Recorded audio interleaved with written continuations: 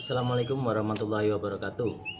Oke gini guys, kita bahas mengenai burung ini ya. Burung ini kacer ataupun murai sama aja guys ya. Jadi mereka itu punya masing-masing karakter atau masing-masing tipe ya.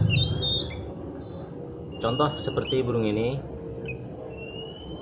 Burung ini saat ini itu sedang berada di posisi birahinya itu sudah jebol yang pertama. Terus kemudian burung ini sedang dalam kondisi over birahi ya. Sudah jebol dan kondisinya over birahi. Nah, karena ada burung itu meskipun sama-sama sudah jebol birahi tapi dia kurang birahi. Nah, itu beda lagi guys ya. Jadi untuk burung ini kondisinya sudah jebol dan sudah over birahi. Nah, burung ini saya dapatkan itu posisinya ya seperti itu ya, sudah jebol dan over birahi. Terus kemudian cuma bedanya dia salah perawatan sebelumnya. Jadi sebelumnya burung ini banyak dimandikan ya, banyak dimandikan, terus di full krodong gitu guys. Dan kemudian burung ini saya TO ya, saya pelajari kondisinya seperti apa. Secara birahinya otomatis dia memang sudah over birahi ya, tapi ada sesuatu yang susah untuk dijelaskan pada waktu itu ya. Jadi burung ini kebutuhannya apa kan gitu kan. Burung ini itu sudah tidak bisa mengkonsumsi jangkrik guys. Dia sudah tidak mau makan jangkrik. Yang dia makan itu kroto, itu masih mau tapi di kondisi tertentu ya. Contohnya pada saat dijemur sambil panas itu dia mau makan kroto. Tapi kalau posisi sore ya, sore itu dikasih kroto dia tidak mau makan. Seumpama dia mau makan pun itu setelah itu besoknya bulunya mengembang kayak burung sakit gitu guys. Karena sebetulnya kebutuhannya dia bukan jangkrik, bukan pula kroto. Kroto masih oke lah ya, masih bisa diberikan mungkin seminggu sekali atau 2 kali pada saat penjemuran. Tapi ada yang yang lebih dibutuhkan lagi oleh burung ini guys, yaitu burung ini butuh extra fooding yang mengandung lemak tinggi gitu guys. Karena apa? Karena posisi burung ini tidak obesitas, itu yang pertama. Dia tidak obesitas, terus kemudian terkesan malah agak kurus gitu guys ya. Jadi secara badannya itu kayak ringan lah, ringan, nggak ada bebannya, nggak ada bobotnya ya. Berbeda dengan burung sama-sama dia sudah jebol birahi dan over birahi tapi dalam kondisi obesitas. Itu kebutuhannya lain juga guys ya. Itu. Jadi burung ini yang dibutuhkan adalah lemak tinggi. Untuk apa? Untuk membuat badannya itu jadi gemuk. Nah, itu. Dengan kroto bisa, tapi kroto tidak banyak, tidak boleh banyak, karena ketika diberikan kroto banyak dan rutin ya, itu yang terjadi tenaganya justru nggak naik ya, justru birahinya malah lebih kencang karena kroto memang untuk menaikkan birahi kan gitu kan. Di satu sisi untuk menaikkan birahi, terus dia bisa menaikkan tenaga tapi ketika dijemur. Sedangkan untuk burung ini itu yang dia butuhkan birahinya sudah jebol dan posisinya sudah over birahi. Jadi untuk kebutuhan krotonya bisa dianggap cukup kan gitu kan. Untuk birahinya bisa dianggap sudah kelewatan lah ya. Nah, yang dibutuhkannya dia adalah Hongkong ya, ulat Hongkong atau apapun makanan yang mengandung kadar lemak tinggi. Nah, itu yang dibutuhkannya guys. Dan setelah saya rawat burung ini, mulai dari saya nolkan ekstra foodingnya, itu hampir dia setiap hari makan pur sama minum air di cepuknya dia itu. Terus harian saya ablak, itu ada lebih dari 2 tahun guys ya, 2 tahun sampai 2 kali rontok itu ya. birahinya nggak turun-turun juga, birahinya nggak turun-turun juga. Nah, sudah saya jemur kencang juga perawatan dan tetap nol extra fooding, tetap saja tidak ada perubahan ya. Memang ada perubahan sedikit lah, maksudnya dari sisi fisiknya, dari sisi bulu-bulunya lebih kencang ya kan, terus burung kelihatan lebih sehat, tapi secara tenaganya dia tidak ada perubahan, tidak ada naik-naiknya, padahal burung sudah dijemur, sudah diumbar gitu kan. Nah, setelah itu saya pelajarin itu tadi kebutuhannya dia, kenapa dia lebih suka ketika diberikan ulat Hongkong, karena dia membutuhkan kadar lemak yang tinggi untuk tubuhnya tadi guys. Nah, setelah itu saya rawatlah dengan menggunakan ulat Hongkong, tapi pola perawatannya adalah sambil diumbar ya, sambil diumbar, sambil dijemur. Tujuannya adalah supaya lemak, kandungan lemak di dalam ulat Hongkong tadi itu bisa dia cerna ya, karena sambil diumbar, sambil fisik kan, olahraga kan. Nah, sambil juga kena matahari, jadi bisa terbakar dan akhirnya menimbulkan tenaga. Awalnya burung ini cuman gacor, ngacer aja guys ya, susah buka ekor, pokoknya ya setiap dijemur baru ditaruh 5 menit itu sudah mangap ya. Tapi mangapnya dia mangap santai, menikmati ya, mau dijemur 2 jam ya mangap aja gitu guys. Berbeda dengan burung ketika tidak suka dijemur ya, atau burung tipe panas ya, ketika dijemur sebentar mangap gini langsung, habis itu kan apa kan nggak karu-karuan kan, sampai terjang jeruji dia mau keluar gitu kan. Nah, itu berbeda kasusnya lagi. Nah, kalau yang ini sekarang teman-teman bisa melihat sendiri kondisinya. Yang sebelumnya dengan pola rawatan menurunkan birahi, tapi birahinya nggak mau turun juga ya. Karena apa? Karena secara fisiknya dia lemah itu guys, fisiknya dia lemah, dia membutuhkan extra fooding berupa makanan yang mengandung lemak tinggi gitu guys. Jadi untuk teman-teman yang merawat kacer ataupun murai ya, jika burungnya itu dia posisinya kok sudah gacor, kemudian ditarungkan, dia tarung tapi habis itu sebentar dia jeda-jeda ya kan, bisa kita lihat juga dari kotorannya juga guys, untuk menentukan apakah dia secara pencernaannya dia bagus atau tidak kan gitu kan. Kombinasinya dari situ. Jadi acuannya kita dari kotoran juga, kotoran, bentuk kotorannya dia itu kita jadikan acuan apakah burung kita itu pencernaannya sehat atau tidak kan gitu kan.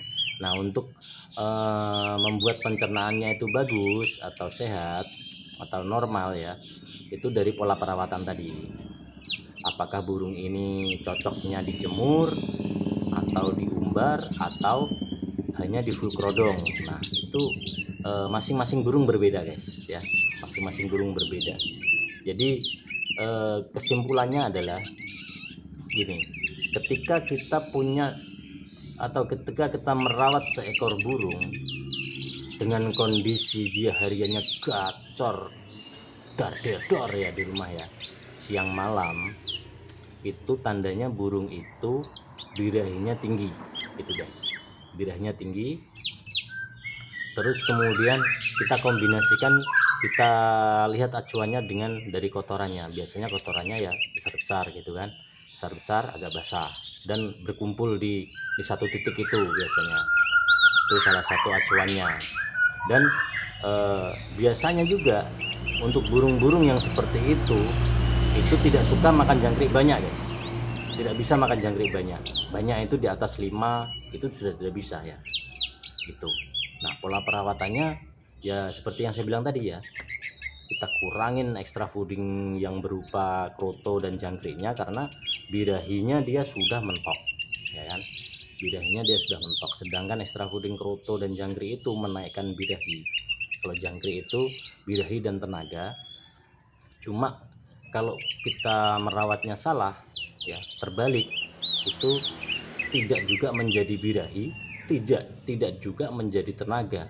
Nah, ada burung itu yang ketika diberikan jangkrik banyak dia kuat makan jangkrik banyak ya kan, kita ibaratnya mau membuat tenaganya dia lah ya, tenaganya dia. Kita berikan jangkrik banyak, yang terjadi justru bulunya ngembang, dia nggak bunyi. Nah, padahal sebelumnya ketika menggunakan jangkrik sedikit dia gacor. Itu berbeda lagi tipenya ya. Jadi untuk masalah burung yang seperti ini banyak pasti yang punya, itu banyak yang burung-burung seperti ini. Jadi burung itu hanya rutin mandi seminggu sekali aja, itu pun kalau ada panas, kalau cuaca panas. Setelah mandi wajib dijemur sambil diumbar. Nah, cuma kebutuhan extra foodingnya tadi itulah yang harus kita tahu gitu guys ya. Kebutuhan extra foodingnya kita harus tahu bahwa dia itu birahinya sudah tinggi, sudah tidak terlalu membutuhkan kroto.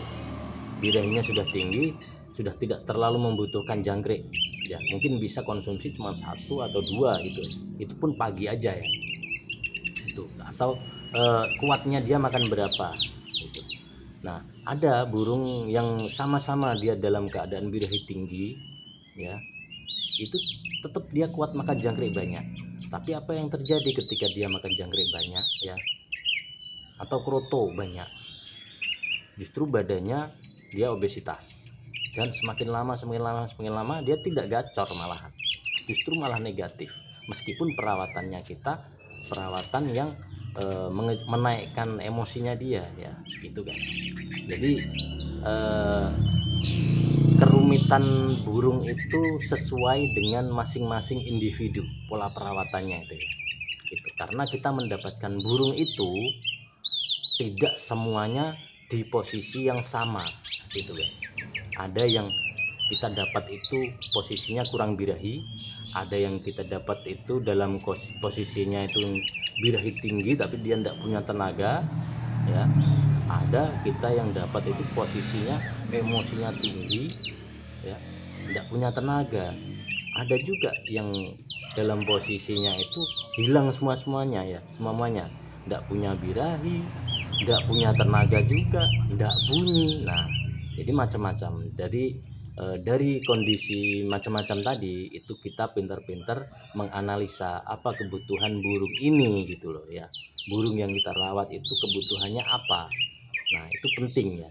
Jadi pengetahuan tentang kebutuhan seekor burung itu harus kita pelajari. Jangan asal ngerawat ya kan. Jangan asal ngasih jangkrik, jangan asal ngasih kroto, atau jangan asal dimandikan ya. Jadi kita harus memahami dulu kebutuhannya dia apa. Nah, setelah kita paham baru kita tahu arah perawatannya harus seperti apa gitu guys. Pokoknya kalau intinya kalau untuk burung yang birahinya sudah tinggi ya, sudah gacor dor di rumah itu ya, kita mainnya umbaran gitu guys. Kita mainnya umbaran sambil dijemur ya. Nah, tapi kalau ternyata itu salah pola perawatannya karena sesuai dengan tipe tadi ya, sesuai dengan, tapi harus dilihat juga dari acuannya yang tadi saya bilang ya. Kalau dia gacor tapi kotorannya bagus, rata gitu kan, kecil-kecil padat, itu berarti kan dia positif ya, dalam keadaan positif, birahinya sudah naik tapi secara kesehatannya semuanya dia positif. Nah, pola perawatannya coba kalau teman-teman mau buktikan silahkan diumbar ya, silahkan dijemur. Nanti lama-lama burung itu jadi rusak gitu guys. Karena apa? Karena sistem pencernaannya dia itu terlalu bagus, sedangkan pengumbaran itu fungsinya adalah untuk memperbaiki metabolisme tubuhnya dia ya, dan untuk menurunkan birahi si burung itu ya. Makanya ada burung itu kalau diumbar justru dia jadi macet gitu. Karena kebutuhannya dia bukan diumbar tapi diistirahatkan ya. Tidak mau diumbar dia, karena ketika diumbar birahinya hilang, turun. Kalau terlalu sering hilang, macet jadinya dia, kehilangan birahi ya itu. Karena dulu saya juga punya burung murai batu itu tidak bisa diumbar. Ketika saya masukkan umbaran terus baru masuk itu, kalau burung itu positif, ketika diumbar dia positif, semakin lama kan semakin bagus tuh, bulunya semakin kenceng, terus semakin bongkar-bongkar isian kan gitu kalau di dalam umbaran dia cocok. Tapi kalau nggak cocok, semakin lama semakin diam, dia nggak bunyi. awalnya masuk mungkin masih bunyi, masih nembak-nembak ya. Setelah berapa kali putaran gitu dia nggak mau bunyi, bahkan macet sampai bisa jadi 2 hari itu macet karena dia kehilangan birahi guys. Nah itu salah satu contohnya. Jadi semoga pembahasan ini bermanfaat lah ya untuk teman-teman kicau mania, karena rata-rata kita mendapatkan burung itu dalam kondisi yang bermacam-macam tadi, terus kebutuhannya apa kita bisa mengetahuinya. Oke guys, terima kasih. Assalamualaikum warahmatullahi wabarakatuh.